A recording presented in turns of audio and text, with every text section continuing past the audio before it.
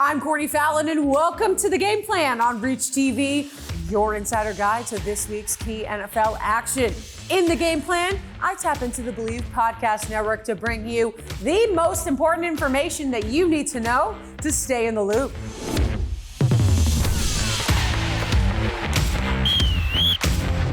The NFL draft is only a few weeks away, and the NFL rumor mill is in full force. To go over some of the latest news dropping this week, let's hear from Pat Leonard from the Talkin' Ball with Pat Leonard podcast. Pat, are you and LT ready to play 3 and out?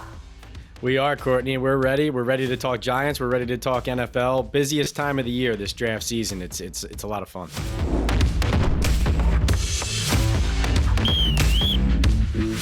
Well, I've got a bunch of questions and a bonus one as well. So let's roll. First up, the former number 2 pick of the 2016 draft, Carson Wentz, has signed a 1-year deal with the Chiefs. Does this move close the door on him ever being a QB1 again?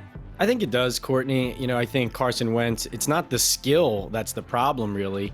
It's the ability to be a teammate, be a leader, and also handle the ups and downs. I think it would be good for him to step into the background of Patrick Mahomes and the Kansas City Chiefs and develop his all-around game and prove to the league that he can be a solid number 2, a guy who will be supportive to the star in front of him. This is a guy who's been on 5 teams in the last 5 years now.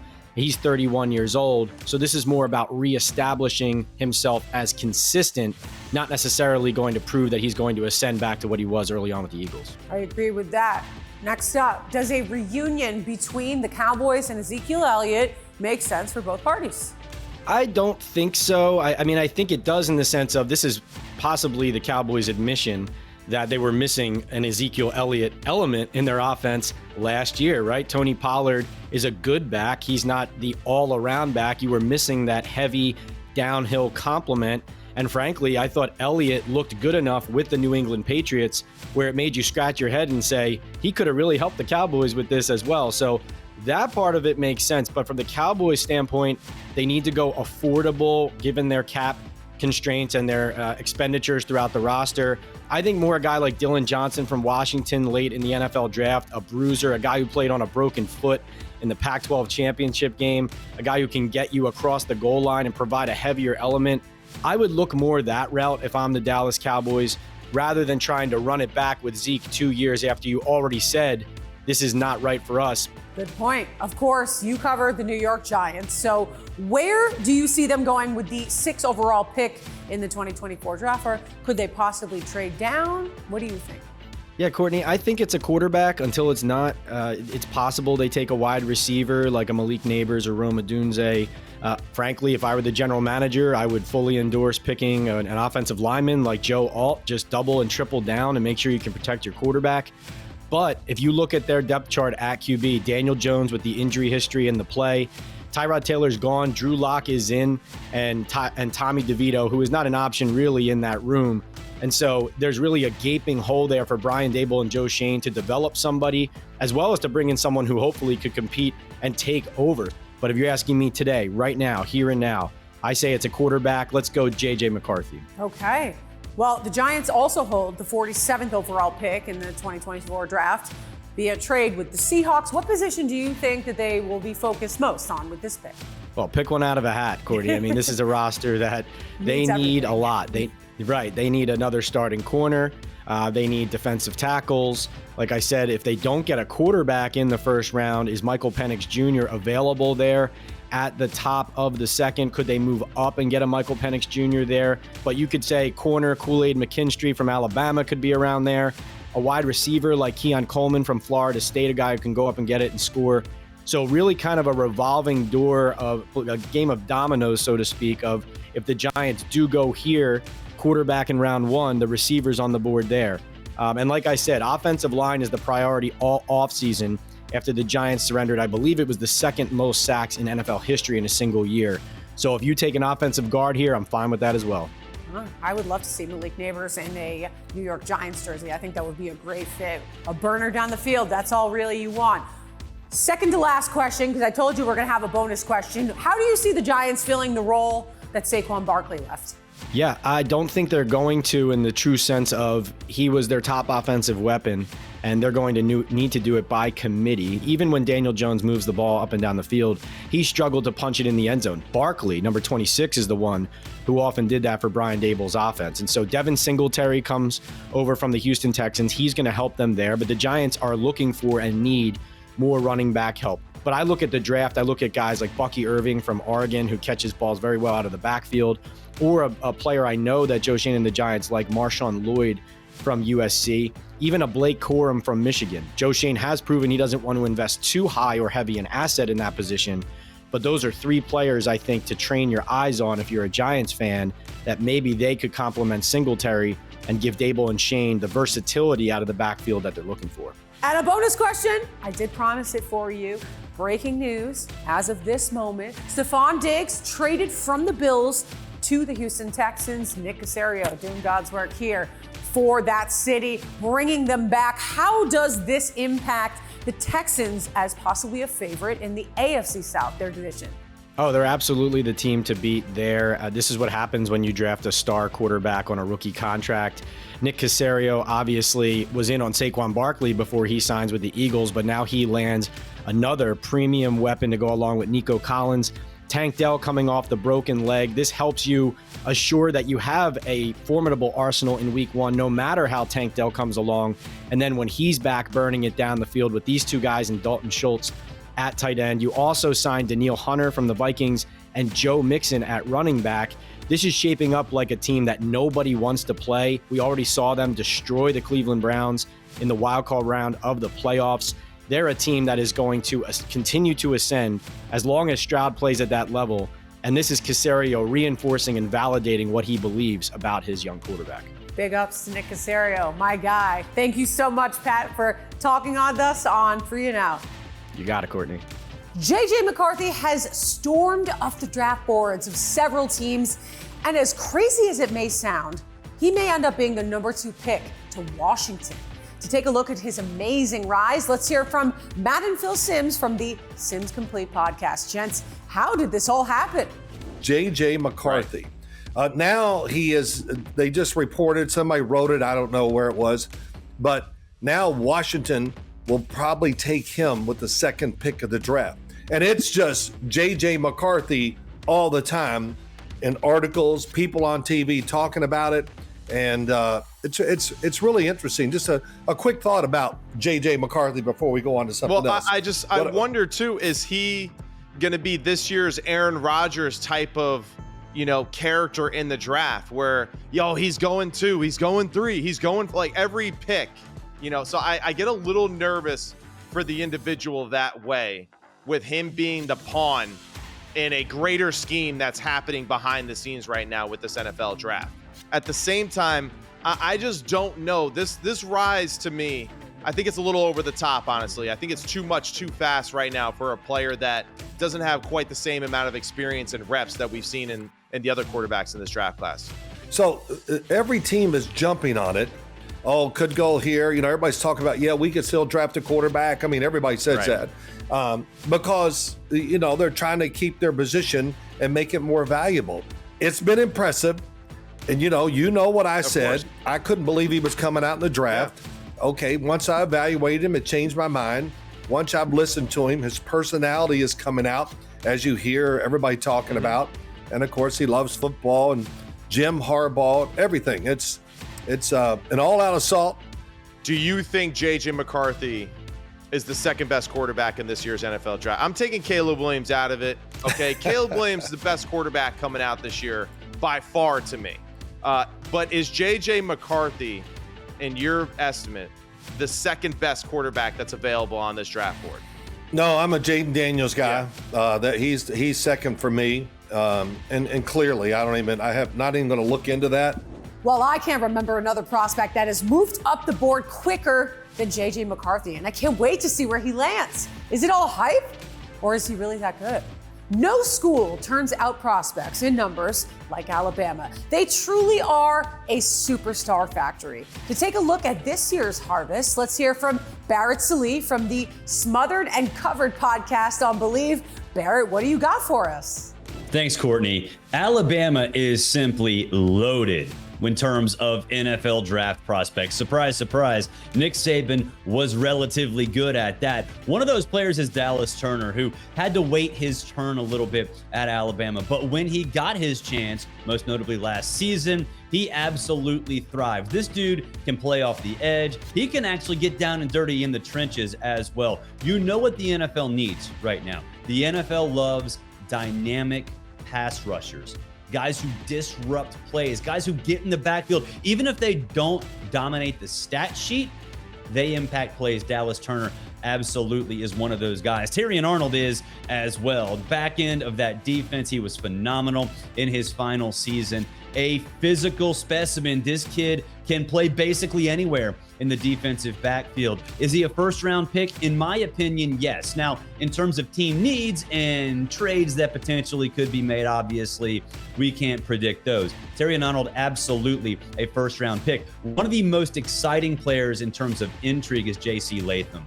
This guy was an offensive lineman on a pretty bad offensive line. That was a liability for Alabama for the last couple of seasons. Is it a coaching problem or is it an individual problem? I think J.C. Latham's going to be a nice case test for that, because when he gets to the NFL, does he struggle or does he prove that, yeah, it was just coaching? The offensive line was a disaster at Alabama just because of poor coaching.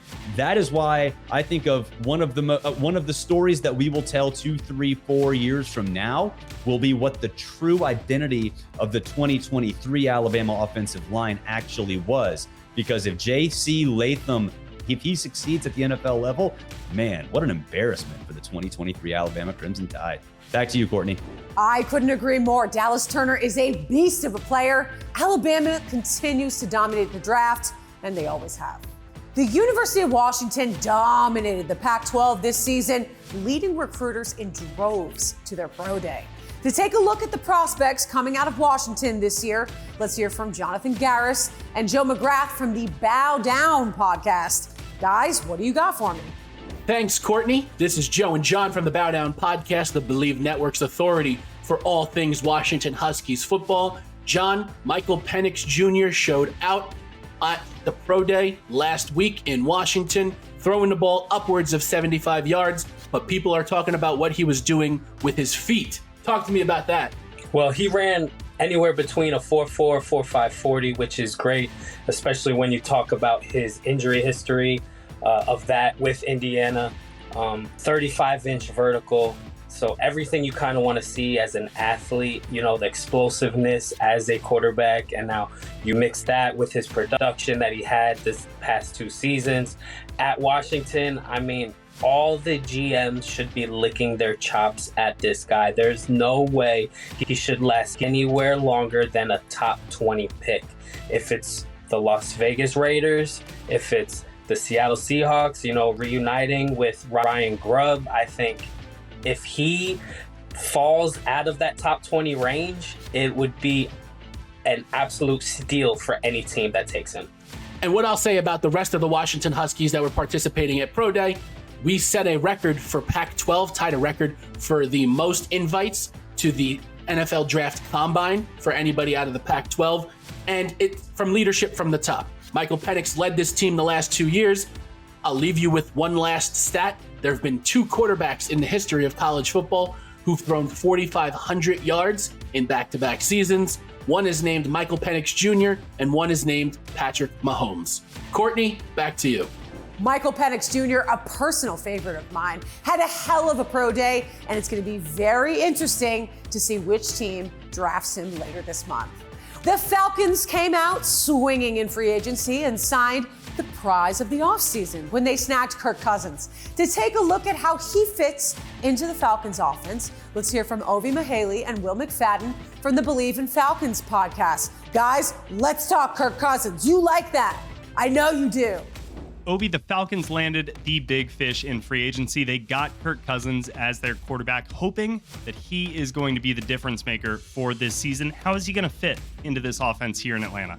Like a glove. Kirk Cousins is somebody that we've been waiting for as Falcons fans. We want somebody who can just be not only competent, but can be a game changer, a difference maker. And he can do all of those things because he's been doing it for years in Minnesota, where you don't have to wonder or hope or wish, can he be the guy? No, he is the guy. And yeah, that little injury with modern medicine will be fine. And with him having, I think, a renewed sense of, all right, let me show people that, like, I'm not just a guy who can't get past the big game in the playoffs. Like, I can win championships. And just like we saw what quarterback do when he left Detroit and went over to LA and won a Super Bowl, I think Kirk Cousins has the ability to be that missing piece that can help us get into the playoffs and be very dangerous. It's true. A lot of LA Rams coaches here on the Atlanta Falcons staff, and they are hoping that Kirk Cousins can be their Matthew Stafford. He's going to have a lot of weapons around him. He's going to have a good offensive line in front of him. And hey, a lot of Falcons fans, all they want is that he can get the job done. He's proven it in the past. Let's hope he can prove it again in the future. Kirk Cousins, welcome to Atlanta. I agree. This is a true game changer for the Falcons. Cousins brings that instant credibility to this offense, and I can't wait to see what kind of numbers he produces in a Falcons uniform.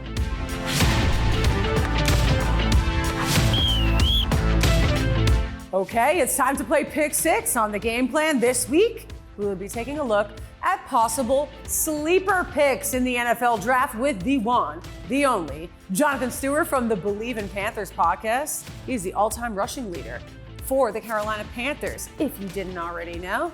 Jonathan, my friend, are you ready to play Pick Six? I am. Let's do it. Okay. We got a couple of different position players. We got one quarterback. We got two running backs, three actually, two wide receivers, and a cornerback. But we'll kick things off with that quarterback, starting at QB1, Spencer Rattler. Is Spencer Rattler overlooked in this draft? Could he be the biggest quarterback sleeper in this draft? I think so. I mean, if you look at his time in college, especially if you go back to Oklahoma, he had one of his best seasons when he was sacked less. So if you look at last season, he was sacked 40 times. So who can perform when you're getting chased around, the backfield continuously, right? So obviously his numbers weren't great, especially if you look at the Clemson game. People might have expected him to perform under those, environments of getting chased around in the backfield. But when you're under pressure as a quarterback, it's hard to deliver. So I think if you put him in the right situation, he'll definitely be able to shine. I mean, you are one of the great running backs from the NFL, so obviously you have an eye for good talent. Tell me a little bit about Isaiah Davis and why he makes your list as a sleeper. Isaiah Davis is interesting because, he's a guy that can be obviously drafted, but whoever he goes to, he's going to be an excellent football player, I Bleav. I mean, he's a physical, downhill, punishing type of running back. He excels when he's going through breaking tackles, doesn't stop on contact. As a running back myself, I admire looking at runners that excel through contact. And as you know, durability in this league is very important. And what about Braylon Allen? Why is he on your list? Does he have the same durability or does he have a kind of a different style? Braylon's a big back, and, I consider myself a big back as well. And when you have to go and face an opponent and they're doing their study throughout the week and they're preparing for the run game and they see a guy listed at 245 pounds, it's scary. So the combination of his size, strength, power, obviously he can break through tackles. I see a guy like Braylon Allen being a huge talent for a team. Well, noted. You really like those big bruisers who make heavy contact at the line. Not the, there we go. There we go. You see it right there. Not the smaller, shifty ones. Not the ones catching screens out of the backfield and doing the juke. Let's talk about some wide receivers. Let's kick it off with the wide receiver that most people are going to know just by his last name. It's Luke McCaffrey out of Rice. Well, I played with his brother, Christian McCaffrey, but his adaptability is really what screams a guy that knows ball. A guy that's gone from different positions and landing at the wide receiver position. That's tough to do, but he picked it up like he's been playing it all his life. Luke McCaffrey's adaptability when it comes to, joining a roster, he's going to be a plug-and-play guy. And what about Malachi Corley? He also makes your list on your sleeper picks as a wide receiver. I think he has all the tools. I mean, his athleticism, he has breakout potential. He's a guy that I see that is just going to be a reliable target. A guy that can catch the hard passes, run every single route on the route tree. He's always looking for that yak.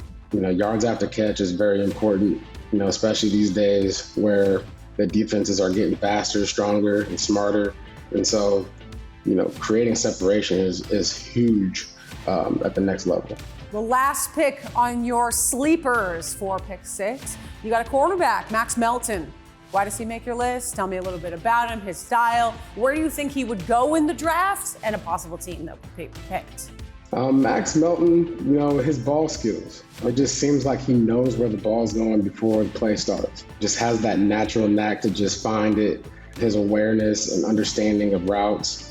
And so, again, a guy that can just be a plug-and-play guy. Now, obviously, there's going to be development, the speed of the game and whatnot. He's able to track the ball down. And you have that knack, you can find a place on the roster. Jonathan Stewart, thank you so much for playing Pick 6 with us. Can't wait to see where your picks land in the upcoming NFL draft at the end of the month. All right, thanks for having me.